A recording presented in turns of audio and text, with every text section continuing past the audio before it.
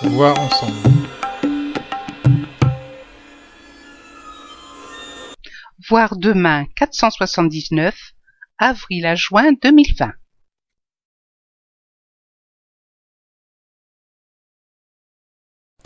Voir ensemble. Les couvertures. À la une. Zoom sur la mobilité. Photo. 4 personnes, avec chacune une canne blanche, traversent un passage piéton. Le temps est pluvieux. Les couvertures sont faites du même papier que l'intérieur de la revue. Il n'y a donc plus de deuxième et troisième de couverture. Retrouvez-nous sur le site internet www.voirensemble.asso.fr, Facebook, @association Voir Ensemble, Twitter, @Voir Ensemble. Voir demain, revue de l'association Voir Ensemble, mouvement chrétien des personnes aveugles et malvoyantes. Association reconnue d'utilité publique en 1954. 15 rue Maillet, 75 006 Paris. Téléphone 01 53 86 0000. Voir demain @voirensemble.asso.fr. Directeur de la publication Jacques Charlin. Directrice de la rédaction Marion Montessuie. Comité éditorial Nicolas Blinot, Marie-Claude Cressan, Cécile Guimbert, François Lanier, Roger Lordon, Olivier Randria, Sylvie Thésée. Imprimeur Braille, ESAT Renaissance, 10 rue Colbert, 59 800 Lille.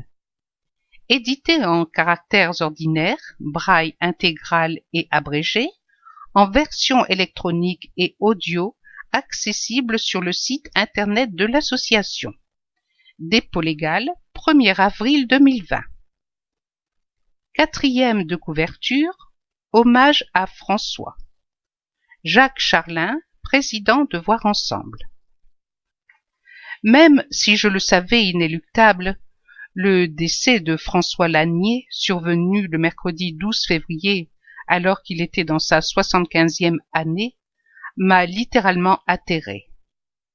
Voir Ensemble perd l'un de ses plus grands militants. Pour moi, c'est un compagnon de route, un frère.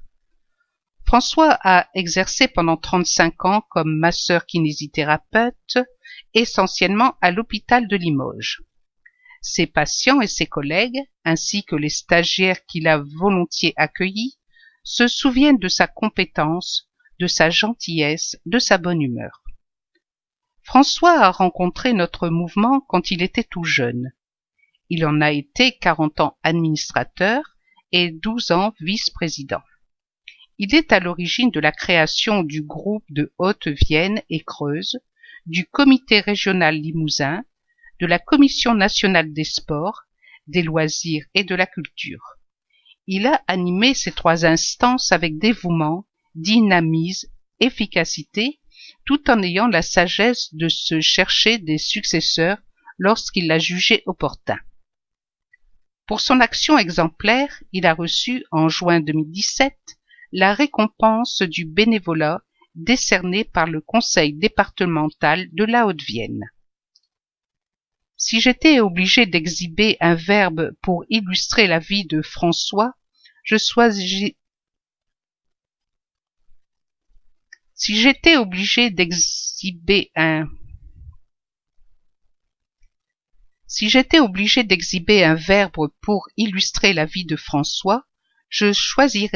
servir. Oui, il a eu à cœur de servir jusqu'au bout, même au-delà, puisqu'il a donné son corps à la science. Si la situation sanitaire le permet, une messe d'action de grâce sera célébrée pour lui le samedi 6 juin à 15 heures en l'église Sainte-Claire à Limoges. François, tu vas nous manquer cruellement. Parce que tu nous as beaucoup aimés, tu veilleras sur nous. Sois certain que nous n'oublierons jamais ta bonté, ta disponibilité, ton optimisme, ta jovialité. À Marie-Jo, qui t'a accompagné avec un courage admirable, à tes proches et à tes innombrables amis, j'exprime tout mon affectueux attachement. Continuons la route dans l'espérance. Photo. François a toujours été présent lors des grands rassemblements nationaux, Assemblée générale, congrès, journées intergroupes, en particulier lors du 90e anniversaire de Voir Ensemble à la Cité des Sciences et de l'Industrie. Mais il a aussi été un sportif tout-terrain, photo de groupe, lors de l'ascension du Mont Blanc.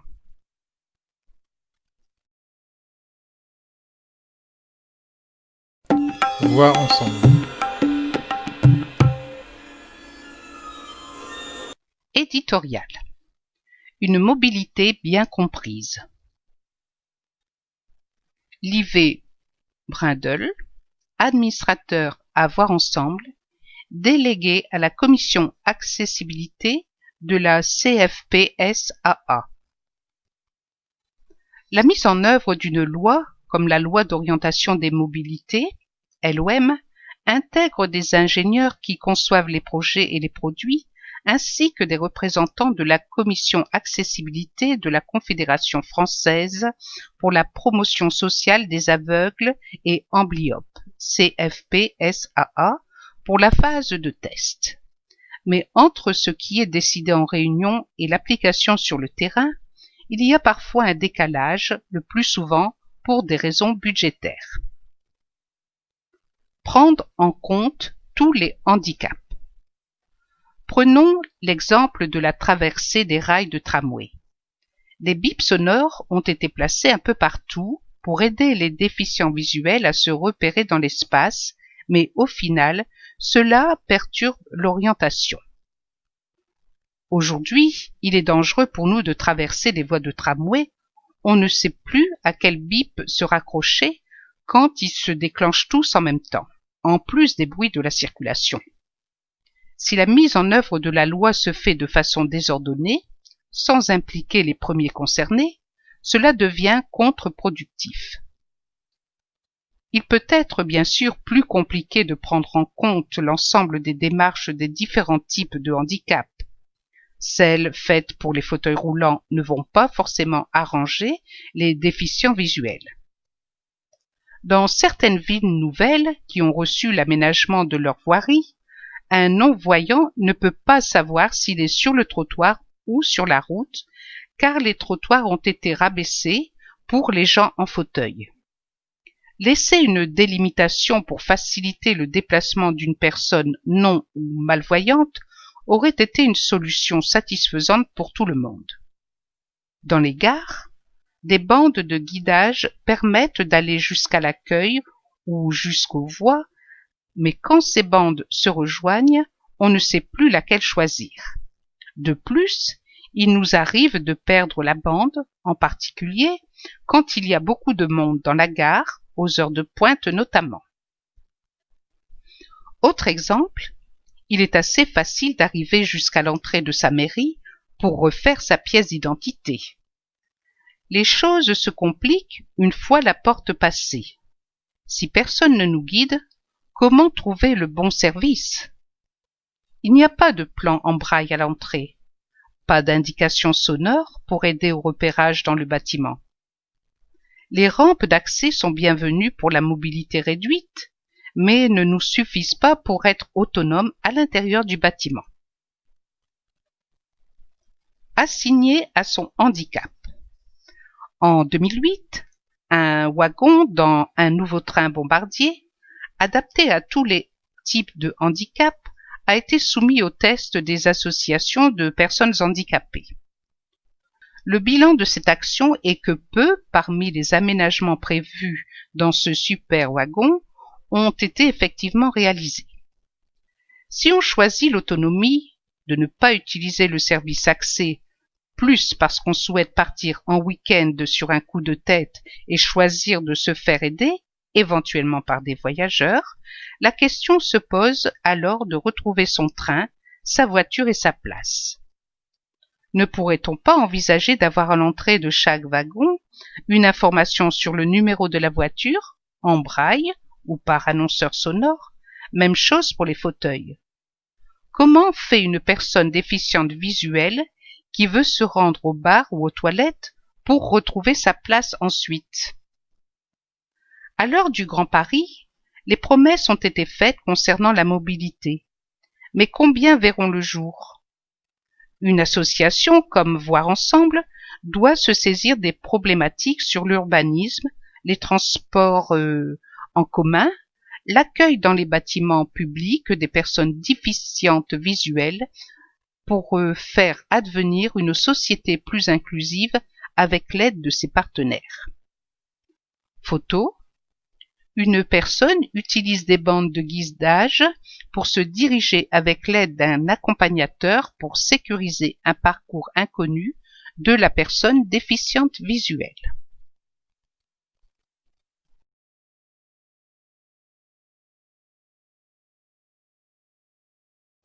Voir ensemble.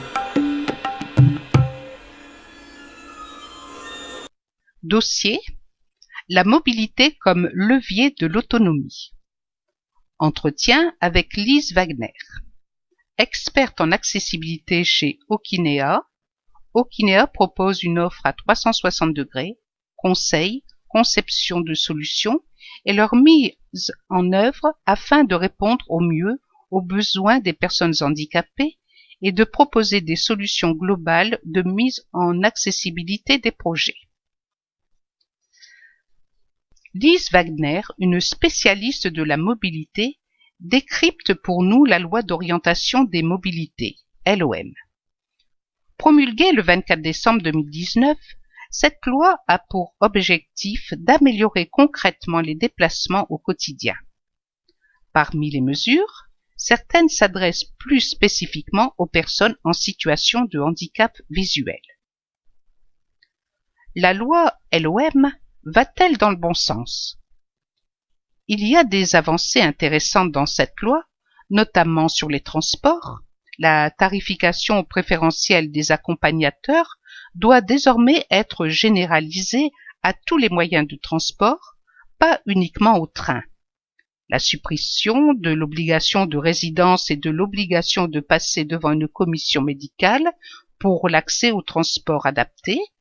Le rétablissement d'une plateforme unique, ces deux points sont développés dans l'article suivant, pour la réservation des services d'assistance en gare, un élément important à l'aube de l'ouverture de la concurrence. Sur ce dernier point, la régionalisation compliquait la procédure avec des numéros de réservation différents d'une région à l'autre et l'obligation d'indiquer si le trajet était national ou régional par exemple. Toutes ces mesures vont faciliter l'accès au transport, mais plutôt sous l'angle d'une accessibilité par l'assistance humaine, que ce soit un accompagnement personnel ou un service d'assistance. La loi est malgré tout encore un peu timide sur l'accessibilité des infrastructures et surtout sur l'information aux voyageurs. Même si la LOM prévoit des avancées, elles ne sont pas suffisamment ambitieuses. Dans cette loi, l'information aux voyageurs est essentielle, l'accessibilité numérique des sites web et des applications est centrale. Le point noir pour les personnes déficientes visuelles reste l'information en cas de perturbation dans les transports, de dysfonctionnement, grève, panne technique. Aujourd'hui, les personnes qui pourraient voyager seules ne le font pas en raison des nombreuses incertitudes et d'un sentiment d'insécurité dû au manque d'informations en temps réel. Par contre, la collecte des données d'accessibilité est une avancée intéressante de la loi. Ce volet manque actuellement, il est parfois difficile de trouver les équipements d'accessibilité pour les déficients visuels, feux sonores, balises sonores, etc. L'intérêt de cette collecte est de pouvoir offrir des services comme les applications de guidage ou de calcul d'itinéraire qui soit adapté aux besoins spécifiques des personnes non ou malvoyantes. Une réserve cependant, collecter des données suppose de savoir les harmoniser, de les rendre homogènes sur l'ensemble du territoire et de gérer leur durée de vie. C'est un chantier énorme et nous sentons une certaine appréhension de la part des collectivités locales sur cette question. Y a-t-il un décalage entre ce type de loi et son application dans la réalité? Sur les précédentes lois, les retours d'expérience montrent effectivement un décalage important. Cela fait 15 ans que la loi de 2005 a été promulguée et nous sommes loin du compte en ce qui concerne les objectifs visés. Une de ses principales avancées, cependant, est qu'elle a fait évoluer les mentalités. Les handicaps sont beaucoup plus présents, chacun dans ses spécificités, dans les préoccupations des élus, des techniciens, du grand public en général. Les besoins des personnes handicapées sont mieux compris. Il y a cependant un décalage important entre ce que décide le législateur et ce que reçoit le technicien qui s'occupe de la mise en œuvre. Il y a un manque de pédagogie et d'accompagnement des collectivités locales, des autorités organisatrices des mobilités sur cette question de la mise en pratique technique. En France, on a abordé l'accessibilité de manière très technique. La largeur des passages de porte, le pourcentage des pentes, les contrastes, mais à côté de cela, on n'explique jamais aux techniciens la finalité de ces choix, ce que cela représente pour la personne en situation de handicap visuel de se retrouver dans un bus où il n'y a pas d'annonce vocale des arrêts, ou une personne en fauteuil face à une marche de 30 cm. L'accessibilité numérique constitue un exemple criant de cette lacune. On voit clairement le manque de compétences sur le sujet, de prise en compte du handicap, de ce que cela représente. Aux États-Unis, il existe un principe de non-discrimination. Si une personne ne peut pas utiliser les services offerts en raison du manque d'accessibilité, elle peut porter plainte et obtenir réparation du préjudice. Quand on parle des besoins spécifiques des personnes handicapées, on traite des situations les plus critiques, ce qui sous-entend qu'on va traiter 100% des situations. Au contraire, si on choisit de ne traiter que 80% des situations les plus courantes, donc les plus favorables, on laisse de côté 20% des personnes qui vont se retrouver en situation d'exclusion. C'est gênant quand il s'agit de services privés, cela devient inacceptable quand il s'agit de services publics. Il faut également éviter le gaspillage, rendre conforme à la loi un bâtiment dans ses moindres recoins, y compris dans des endroits où le public ne va jamais, sans poser la question de l'accessibilité du contenu des services rendus par cet établissement peut être contre-productif. Qu'est-ce qu'il manque encore aujourd'hui pour améliorer la mobilité? Le plus difficile aujourd'hui pour la mobilité des personnes déficientes visuelles est l'évolution de l'urbanisme, des espaces partagés notamment. On a créé des espaces qui n'ont plus vraiment de structure ni de repères, avec comme objectif de favoriser la circulation des piétons, notamment en réduisant la place de la voiture en ville. Pour les personnes aveugles et malvoyantes, cela génère un sentiment d'insécurité, même si on nous dit que la sécurité est assurée, puisque la vitesse est réduite et que des aménagements sont réalisés pour que les voitures ne mettent pas en danger les piétons.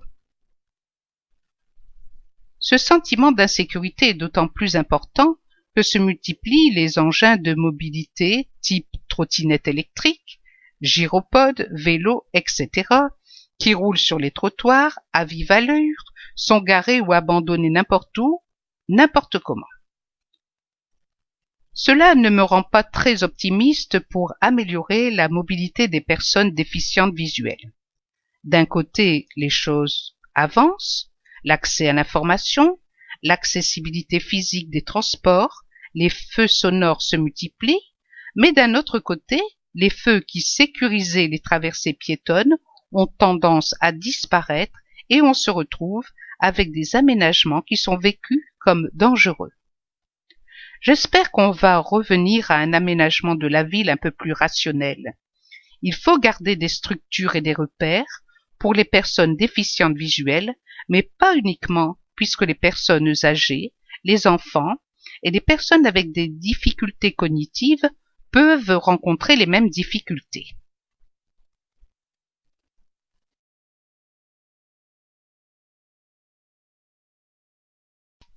Voir ensemble. Outiller la mobilité. Lise Wagner, experte en accessibilité chez Okinea. La mobilité ne s'arrête pas aux opérateurs de transport en commun. Qu'en est-il de la place du transport adapté, des services d'assistance en gare, de la déambulation sur la voirie, des outils d'aide au déplacement qui fleurissent ces dernières années? Un accès facilité au transport adapté. Pour utiliser un service de transport adapté réservé aux personnes handicapées dans votre ville, il fallait auparavant remplir un dossier administratif, obtenir un certificat médical et passer devant une commission, envoyer un justificatif de domicile tous les ans. La LOM supprime les barrières géographiques pour accéder à ces services et interdit les commissions médicales. Il suffit désormais de présenter la carte d'invalidité ou la carte mobilité d'inclusion, CMI, avec un taux d'au moins 80% pour pouvoir bénéficier d'un service de transport adapté n'importe où en France et quelle que soit la commune de résidence. À l'arrivée en gare dans une ville inconnue, il est maintenant possible de demander un transport pour se rendre à l'hôtel ou chez des amis. Il reste à régler le problème des moyens financiers qui seront alloués à ces services car la demande risque d'augmenter. Une plateforme unique de réservation. Avant la loi LOM, pour réserver une assistance sur un trajet en train, il fallait réserver auprès d'Accès Plus en respectant un délai de 48 heures. Vous pouviez être renvoyé sur un numéro de téléphone régional car votre trajet empruntait uniquement un TER. Vous appeliez ce nouveau numéro et vous tombiez sur un répondeur qui vous annonçait que le service est ouvert du lundi au vendredi de 8h à 19h. Pas de chance, on est samedi, il est 9h et vous n'avez aucune chance de pouvoir réserver l'assistance pour le mardi matin. Grâce à la loi mobilité, c'est terminé. Plus besoin de vous demander si votre trajet relève d'Accès Plus ou d'Accès TER, quel numéro appeler parmi les 11 numéros régionaux. Depuis quelques mois déjà, la SNCF a de nouveau centralisé sa plateforme de réservation. Pour n'importe quel trajet, vous n'avez qu'à appeler le 3635 et composer le code *45 ou prononcer Service Accès Plus. Le service est ouvert tous les jours de 7h à 22h. Le délai de 48 heures pour la réservation et l'obligation d'arriver 30 minutes avant l'heure de votre train pour la prise en charge restent identiques. Faciliter le déplacement dans la ville. Les techniciens sont désormais beaucoup plus au fait des besoins des personnes handicapées.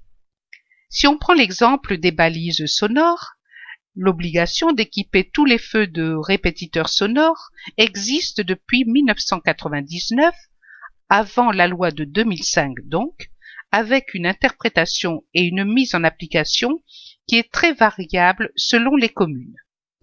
En résumé, si on habite dans une grande ville qui a des compétences techniques et juridiques en interne, les choses avancent relativement bien. Par contre, dans les communes plus petites, ne disposant pas des mêmes moyens, l'accessibilité ne progresse pas beaucoup. De plus en plus de balises sonores équipent les bâtiments et les transports. C'est là aussi un progrès, mais qui n'est pas directement dû à la loi, car il n'y a pas d'obligation réglementaire d'en installer. Cette prise de conscience de la nécessité d'améliorer la mobilité, qui a généré la loi LOM, est aussi le fait d'associations qui militent pour faire avancer les choses et obligent municipalités et réseaux de transport à s'équiper, comme les grandes enseignes commerciales et bancaires. Les applications GPS. Ces applications sont une aide pour peu qu'on arrive à se les approprier. Car la question est vraiment là. Que les usagers parviennent à se les approprier, se servir d'un smartphone quand on voit peu ou pas du tout, quand on est plus âgé, cela nécessite un apprentissage. Le service rendu par ces applications est énorme. Former le plus de déficients visuels possible aux nouvelles technologies est donc un enjeu très important. Elles offrent la possibilité de se rendre dans un lieu inconnu avec une certaine sérénité, même s'il y aura toujours besoin d'aide humaine. C'est un réel confort quand on est un peu perdu de pouvoir calculer un itinéraire en transport en commun, à pied, et d'avoir l'information en temps réel.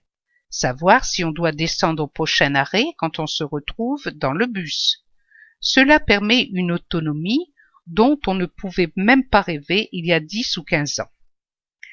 Il existe une multitude d'applications, il faut arriver à trouver celles qui nous conviennent le mieux. Les grands groupes, Google, Microsoft, se penchent tous sur l'inclusion des personnes handicapées. Cela permet de faire avancer les choses plus vite, car ils ont plus de moyens que les petites start-up. Ces dernières proposent aussi des technologies et applications intéressantes, mais elles s'adressent à une cible plus restreinte et ont besoin de plus d'efforts pour offrir leurs services à grande échelle.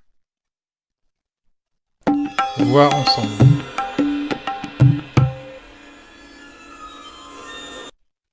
En débat. Que pensez-vous de la gratuité pour le billet accompagnateur? Bertrand. Je trouve illogique que la gratuité soit pour l'accompagnateur et non pour la personne handicapée elle-même. Cela n'encourage pas l'autonomie de la personne handicapée, déficiente visuelle ou porteuse d'un autre handicap, dès lors qu'elle a une incapacité reconnue à 80% et plus par la MDPH. Qu'elle soit accompagnée, fasse appel à Accès Plus ou qu'elle choisisse de se débrouiller seule, je suis partisan d'un billet gratuit pour la personne handicapée, d'un billet plein tarif pour le guide, ce qui résoudrait la question d'Accès Plus si la SNCF use de ce prétexte pour remettre en cause la gratuité du billet accompagnateur. Cette proposition ne remettrait pas en cause le choix de la personne handicapée de faire appel à Accès Plus ou d'avoir un accompagnateur. Libre ensuite à cette dernière de partager le prix du billet et du guide avec lui. Marie-Claude. Je suis pour la gratuité de l'accompagnateur. Il nous aide dans nos déplacements, il est normal que ce soit lui qui en bénéficie. Parfois, nous n'avons pas d'accompagnateur, nous avons recours au service d'Accès Plus, un service gratuit. Cela pose la question des critères pris en compte. Le handicap ou les ressources financières de la personne. Si on veut vraiment l'inclusion, il faut accepter de payer si on a les ressources suffisantes. Cela dépasse le cadre du handicap. Vous souhaitez donner votre avis? Écrivez à plaidoyerensemble.asso.fr.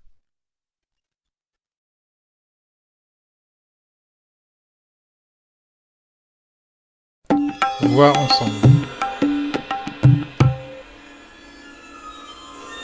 Regard d'ici. Une aventure enivrante. Frédéric Dubourg, directeur de l'ESAD du Puch et du foyer Le Phare en Gironde. L'ESAT du Puch a accueilli pendant 2 mois un stagiaire, Antoine Autenac, qui a aidé l'équipe sur la commercialisation des vins dans le cadre de sa formation à l'ISNAB, Institut des sciences de la nature et de l'agroalimentaire de Bordeaux. Antoine a embarqué avec un ami et fait rêver l'équipe de l'ESAT avec son projet. Participer à un raid aventure, le 4L Trophy, qui s'est déroulé du 21 février au 1er mars 2020. Le 4L Trophy, qu'est-ce que c'est? C'est le plus grand rallye étudiant d'Europe, une aventure autant humaine que sportive. Pendant 10 jours, près de 3000 étudiants se lancent dans un périple de plus de 6000 km à travers 3 pays, la France, l'Espagne et le Maroc, à bord de la mythique Renault 4L. Ce rallye n'est pas une course de vitesse, mais d'orientation. En effet, les trophistes doivent réussir à s'orienter, équipés seulement d'une boussole, d'une carte et d'un roadbook. L'équipage qui aura fait le moins de kilomètres entre le village de départ et la destination finale Marrakech sera le grand vainqueur. Mais la compétition n'est pas au cœur de 4L Trophy. Le mot d'ordre est la solidarité. Dans cette aventure, l'entraide est le fruit de toute réussite. Un raid humanitaire. Chaque année, les milliers d'étudiants rassemblent matériel scolaire, sportif et médical pour l'association Enfants du désert au Maroc, ainsi que des denrées alimentaires pour la Croix-Rouge française et des dons financiers. Leur bilan: 19 écoles construites depuis 2012, 36 000 € de dons financiers récoltés en 2018, plus de 12 tonnes de denrées non périssables collectées pour la Croix-Rouge française chaque année, plusieurs tonnes de matériel scolaire, sportif et médical apporté à l'association Enfants du désert. Photo: la 4L avec le logo de Voir ensemble sur la vitre côté passager. Les 2 compères, Antoine et Simon son ami, fin prêts pour le départ.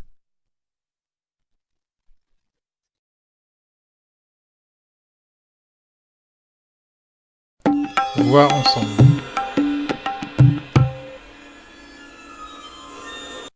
Le travail se poursuit sur le projet associatif. Nicolas Blinot, directeur général adjoint de Voir ensemble. Les travaux visant l'élaboration du futur projet associatif de Voir ensemble se poursuivent en ce début d'année 2020. Dans la suite des réunions téléphoniques thématiques qui se sont déroulées en fin d'année dernière, une synthèse des réflexions a été mise en ligne afin de recueillir les avis et contributions des adhérents, administrateurs et salariés de Voir ensemble qui le souhaitaient. Ce sont ainsi une 40aine de personnes qui ont, à titre individuel et collectif, enrichi cette synthèse. Parmi les points forts de ces contributions en ligne, on notera le rappel de l'impérieuse nécessité de l'apprentissage du braille, tout comme celui de l'utilité des instituts spécialisés comme vecteurs d'inclusion, ainsi que des pistes pour sensibiliser le monde de l'entreprise à la déficience visuelle, ou encore le rappel que le projet associatif ne doit pas oublier les autres types de déficiences accompagnés par l'association. De l'ensemble du travail conduit ressort le souhait que ce projet associatif nous permette de décliner l'objectif d'inclusion pensé et mis en œuvre par Voir ensemble. Il appartient désormais à un comité de rédaction composé d'administrateurs appuyés par le personnel du siège de mettre en forme et en mots l'ensemble des orientations relevées. Une fois ce travail réalisé, ce sera au tour du conseil d'administration de l'association de se positionner. Compte tenu de la crise sanitaire que connaît la France, le calendrier de travail et d'adoption du projet associatif prévoyant initialement une mise au vote de l'Assemblée générale de juin 2020, pourrait être revue. Voir ensemble.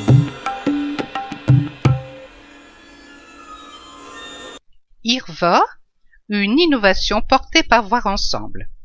Guillemette de Nantois, responsable de service, SIADV Normandie.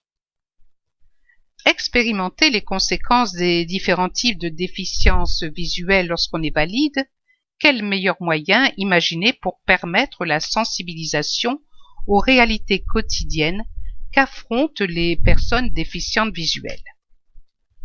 C'est en ce sens que les services SIADV, Service interrégional d'appui aux adultes déficients visuels, et Remora, de l'association Voir ensemble, ont œuvré aux côtés de la société Immersion Tools pour rendre cette expérience tangible en développant les lunettes immersibles IRVA avec le concours de la GEFI, Association de gestion du Fonds pour l'insertion professionnelle des personnes handicapées, et de l'OETH, OETH, Obligation d'emploi des personnes handicapées. Lors des sensibilisations organisées par ces services, chacun pourra, avec des lunettes immersibles IRVA, s'approcher au plus près des différentes formes de malvoyance en modifiant leur degré de sévérité et les expérimenter dans des environnements virtuels tels que la rue ou le bureau, ou dans un environnement immédiat en réalisant des mini-défis. L'objectif de cette approche innovante, par-delà son aspect ludique, est de donner à la dynamique de sensibilisation mise en œuvre par les SIADV et Remora une portée différente en ajoutant l'expérience à l'explication. Le projet consiste en une application mobile utilisant à la fois des technologies de réalité augmentée et de réalité virtuelle pour permettre la sensibilisation des personnes valides aux différents types de déficiences visuelles et aux conséquences que ces dernières peuvent avoir sur le quotidien des personnes touchées. 2 situations sont proposées, au bureau et sur la voirie. Parmi les mises en situation proposées, vision normale, atteinte périphérique, scotum central, vision floue, photophobie.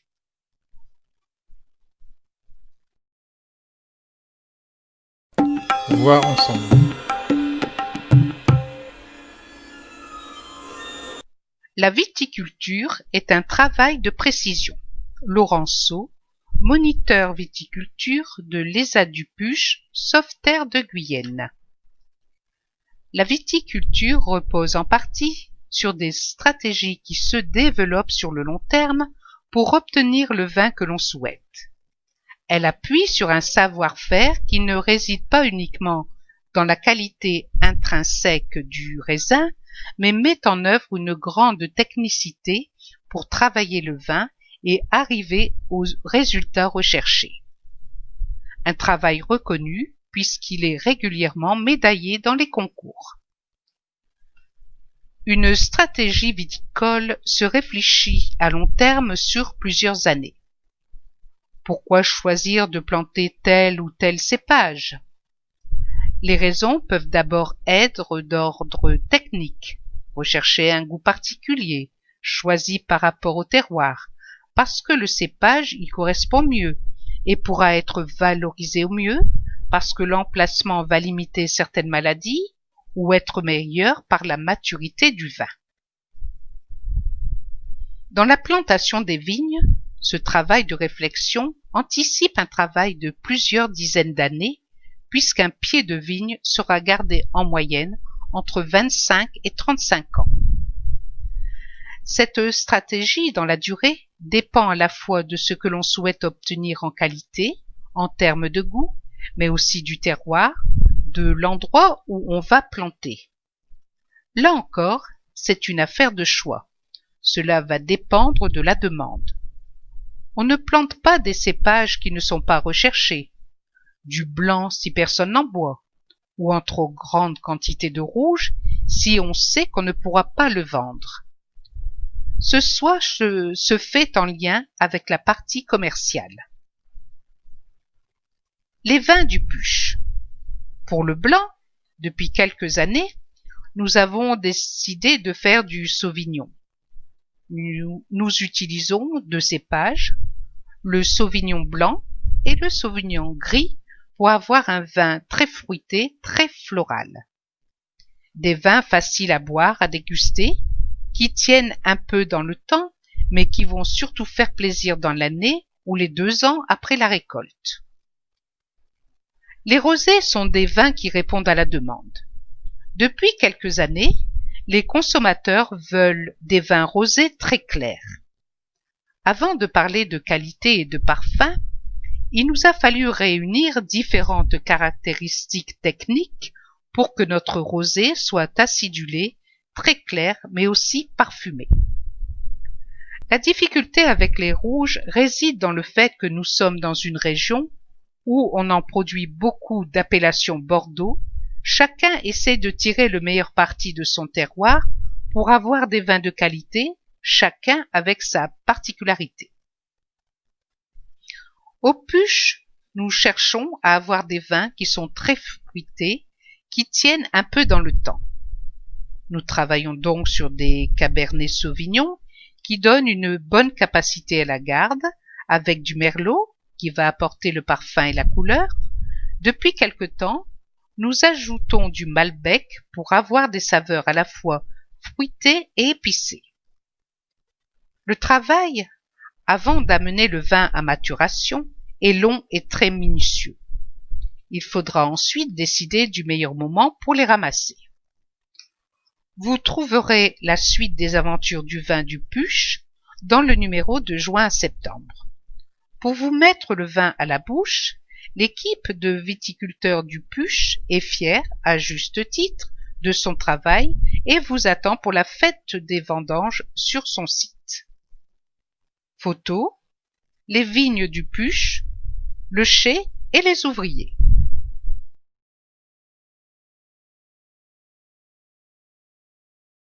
Voir ensemble.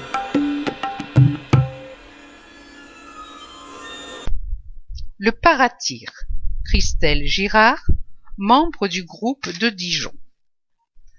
Je suis malvoyante sévère depuis 12 ans par la suite d'une maladie rare.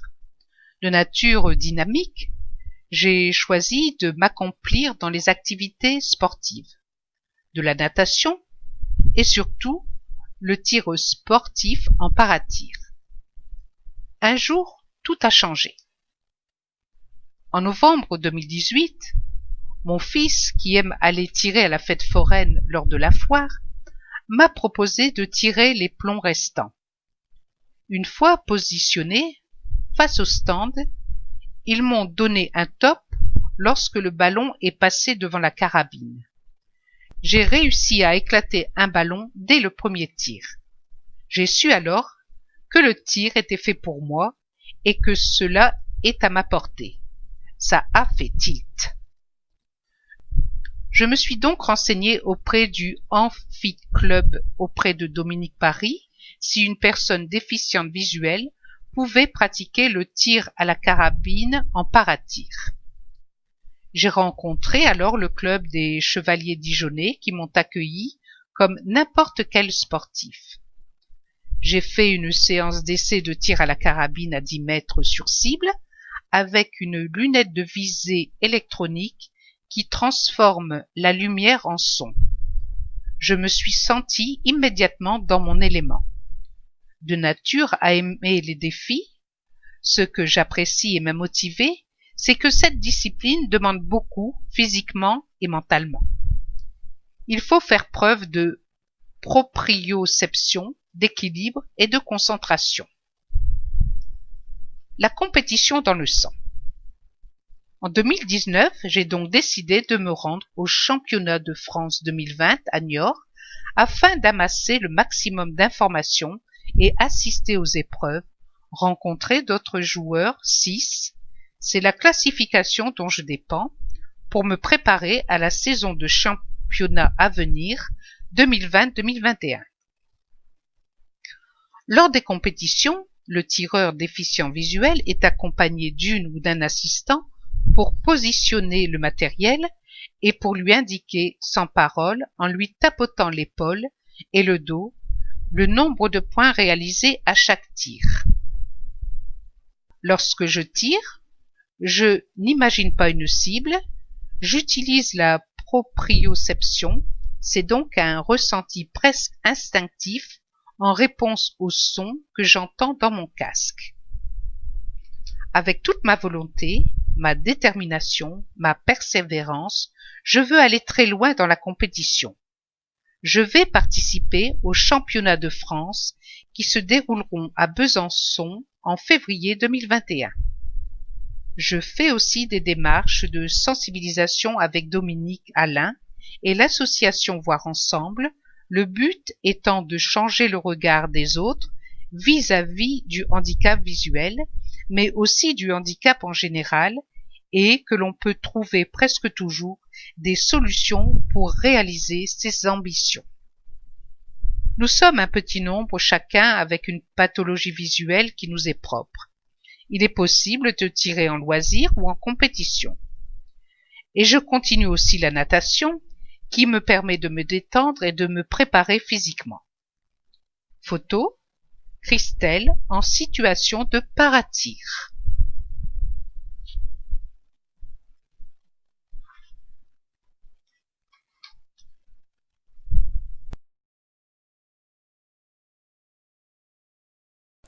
Voir ensemble.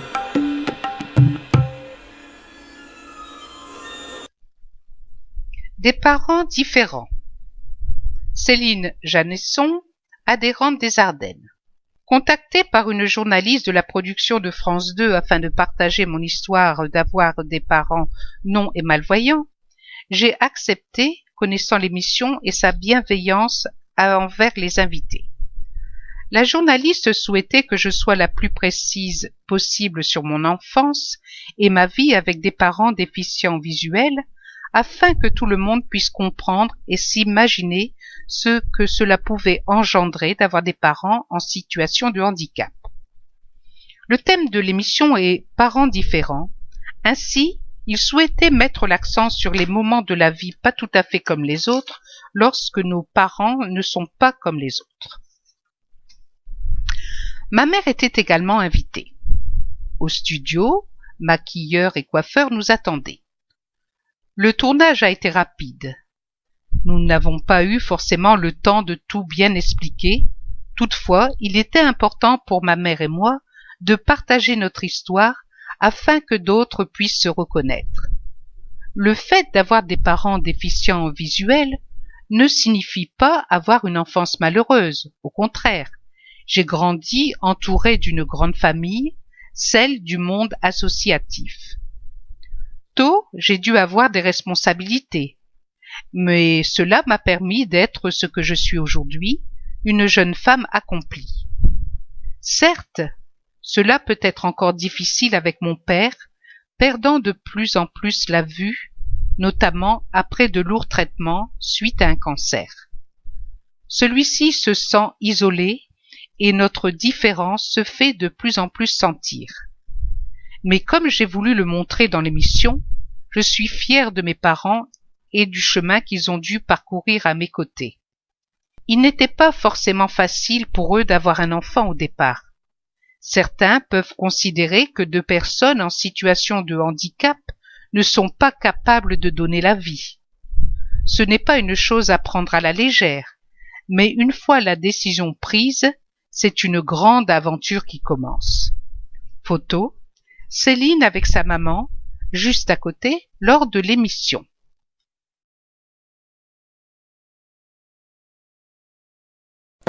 Voir ensemble. Regard inclusif. Municipal 2020. Notre meilleur candidat, c'est l'inclusion. Olivier Randria, agent de développement à Voir Ensemble. L'année dernière, nous étions mobilisés avec nos associations amies pour interpeller les candidats français aux européennes. Une première pour nos associations qui, face au soutien unanime témoigné à cette démarche collective, récidive cette année au municipal. Ensemble, la Confédération française pour la promotion sociale des aveugles et amblyopes, la Fédération des aveugles et amblyopes de France, la Fédération française des associations de chiens guides d'aveugles, l'association Valentin Oui et Voir Ensemble ont interpellé les candidats afin de les sensibiliser à notre cause et faire entendre la voix des 2 millions de déficients visuels. Un document d'interpellation a été adressé aux associations représentatives des maires de France et à la presse autour de 3 sujets concrets. La mobilité avec le problème des trottinettes, l'accessibilité à l'information municipale, les chiens guides. Nos membres l'ont également reçu avec un kit pratique pour mener campagne dans leur commune. Enfin, pour mieux rendre visible cette mobilisation et montrer les échanges possibles avec des élus ou militants politiques, nous avons organisé, avec nos 4 associations amies, un débat citoyen au siège de Voir Ensemble le 27 février. Lors de cette soirée, nous avons accueilli plus d'une 60aine de personnes et 5 candidats. Par ordre alphabétique, Olivia André, représentant Cédric Villani, Amou Bouakaz, représentant Agnès Buzyn, Nicolas Norman, représentant Anne Hidalgo, Christophe Poisson, représentant Rachida Dati, Stéphane von Gastrov, représentant David Béliard. Un vrai succès pour cette première, grâce à ce travail collectif que nous menons donc depuis plus d'1 an. Gageons que cela amènera d'autres combats communs pour la déficience visuelle et la construction d'un monde inclusif et fraternel. Photos, les intervenants à la tribune, les présidents des associations mobilisées, Gabriel de Nomazy, AVH, Michel Rossetti, Voir FFAC, ensemble. Pierre Maragou, GIAA API-DV, Édouard du Ferrero, suricate. CFPSAA, Le suricate est de retour Jacques avec une Chardin, nouvelle Voir chronique Ensemble, pendant cette période prêt de à poser confinement des questions via aux votre représentants inscription à la partie. newsletter. Voir Ensemble vous propose aussi une liste de discussions par mail afin de garder le contact entre tous pendant cette période, échanger des nouvelles, partager des informations, de la bonne humeur, parce que le confinement ne doit pas rimer avec isolement.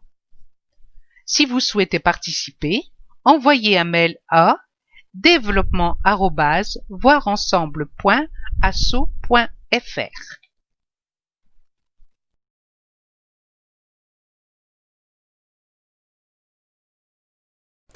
Voir ensemble. La NCV. Suite aux annonces faites par le président de la République, le 12 mars dernier, face à la propagation du Covid-19, l'Agence nationale des chèques-vacances, notre partenaire indispensable dans l'aide au départ en vacances, nous recommande de suspendre les départs prévus dans les prochaines semaines et de reporter les séjours dans la mesure du possible. Vous pouvez contacter des professionnels du tourisme et des loisirs auprès desquels vous avez effectué des réservations afin d'étudier les demandes de report ou d'annulation. Besoin d'un renseignement? Contactez-nous sur vacances@voirensemble.asso.fr.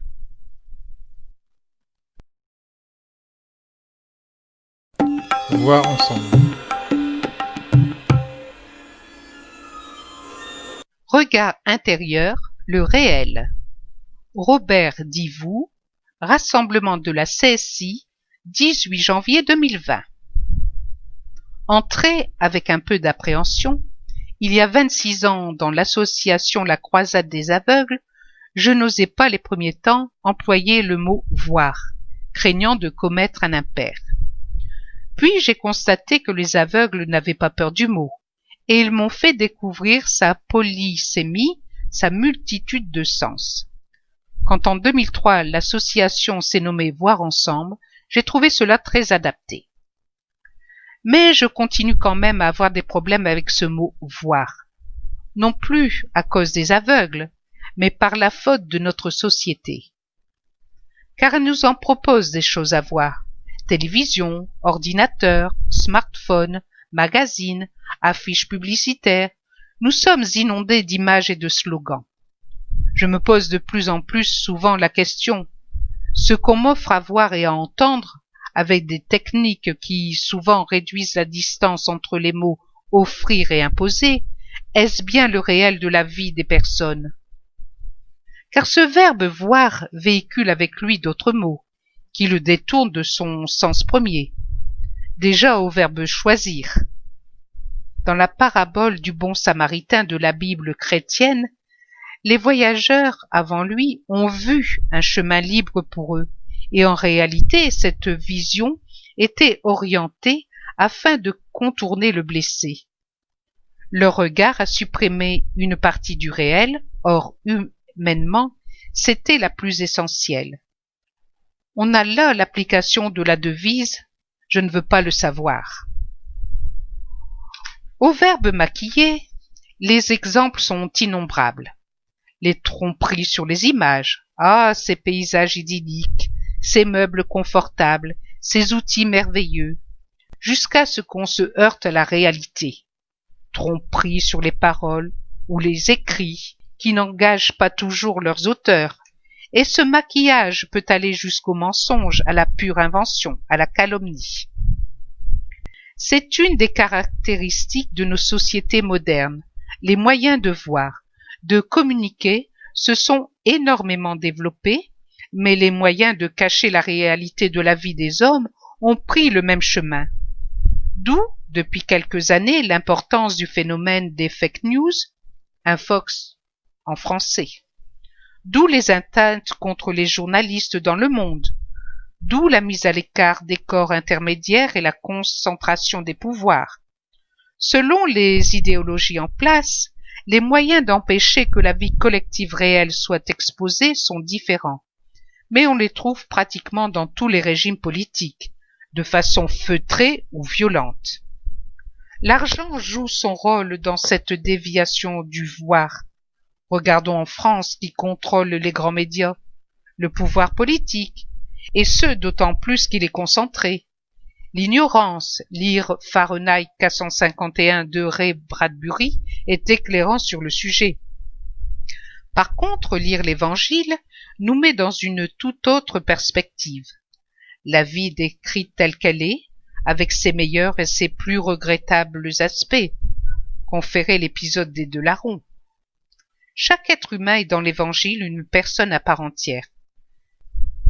Chacune avec une égale dignité est une personne qu'on respecte, même quand on sait qu'elle va nous trahir.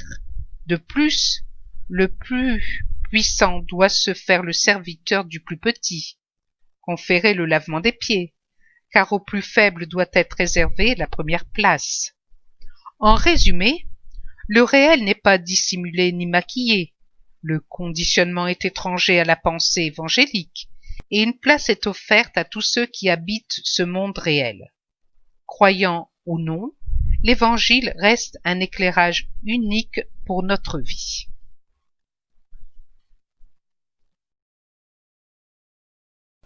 Voir ensemble. Lourdes, Roger Lordon, aumônier national.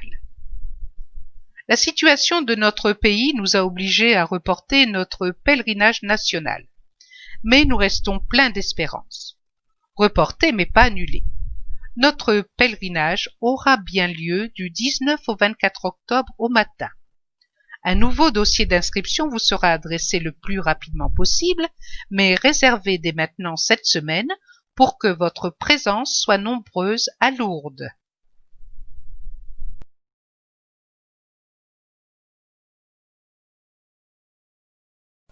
Voir ensemble. Fraternité. Nicolas Jeune, diacre du diocèse du Rhône. En recherchant sur Internet, j'ai trouvé la déclinaison suivante. La fraternité est le lien fraternel et naturel ainsi que le sentiment de solidarité et d'amitié qui unissent ou devraient unir les membres de la même famille que représente l'espèce humaine. Lien fraternel, lien naturel, sentiment de solidarité, sentiment d'amitié. Nous avons là deux aspects pour décliner la fraternité et son exercice. D'une part, un aspect que je qualifierais d'objectif, qui peut être rendu visible, qui est de l'ordre du factuel. Il s'agit de ce lien qui, nous le verrons, va s'exprimer, se vivre par bien des manières. Et il y a un second aspect, plus subjectif, celui du sentiment, qui va toucher les personnes dans leur être et qui sera de l'ordre du ressenti, avec toute la difficulté de le verbaliser, de l'énoncer, de le partager.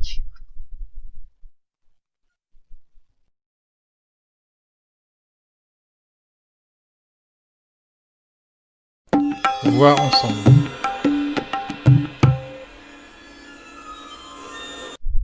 L'association. La rédaction de Voir demain, 15 rue Maillet, 75 006 Paris. Téléphone 01 53 86 00 00. Fax 01 53 86 00 51. Revue trimestrielle de l'association Voir ensemble. Mouvement chrétien des personnes aveugles et malvoyantes. Association reconnue d'utilité publique en 1954. www.voirensemble.asso.fr. Voir demain @voirensemble.asso.fr. Directeur de la publication Jacques Charlin. Directrice de la rédaction Marion Montessuie. Comité éditorial Nicolas Blino, Jacques Charlin, Marie-Claude Crescent, Cécile Guimbert, François Lanier, Roger Lordon, Olivier Randria, Sylvie Thésée. Crédit photo de une de couverture, Voir ensemble, /NDTN. Réalisation Sylvie Thésée. Téléphone 01 53 86 00 00. Email voirdemain@voirensemble.asso.fr. Maquette Sylvie Thésée. Imprimeur ESAT Renaissance, 10 rue Colbert, 59 000 Lille. CCP Paris 00 734 70 P 020. ISNN 1285 4069. Commission paritaire 0213 G 807 47. Dépôt légal 1er avril 2020.